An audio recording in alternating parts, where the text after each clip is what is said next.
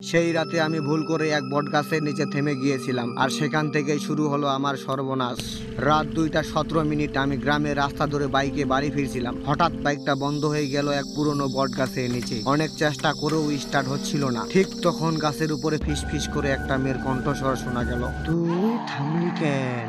আমি ভয় পেয়ে উপরে তাকালাম, দেখলাম গাছের ডালে ঝুলে আছে সাদা কাপড় পরা এক মেয়ে। তার চুল দিয়ে মুখ ঢাকা, পা দুটো উল্টো দিকে বাঁকা, গলা থেকে কালো কাদা মাটির ফোঁটা পড়ছে মাটিতে। আমি বাইক ফেলে দৌড়াতে গেলাম, কিন্তু পেছন থেকে আওয়াজ আসলো, একবার তো ডাকলাম, এখন কোথায় পালাবে? হঠাৎ চারপাশে বাতাস ঘুরতে শুরু করলো। বাতাস আমাকে ঘিরে ফেলছিল, অথচ গাছের পাতা এক ফোঁটাও নড়ছিল না। ঠিক তখনই ভয়ঙ্কর কণ্ঠস্বর কানে ফিসফিস করলো, তুই আমার জায়গায় দাঁড়িয়েছিস, তাই তোর শরীরটা আমার দরকার। আমি আবার দৌড়াতে চাইলে পেছন থেকে কারো নিঃশ্বাস আমার গলার কাছে এলো, আর ঠান্ডা একটা আঙ্গুল আমার ঘাড় ছুঁয়ে দিল। তারপর থেকে আমি আর আমি নেই। তুমি কি করবে? কমেন্ট করে লিখো, দৌড়ে পালাবে নাকি পেছনে তাকাবে?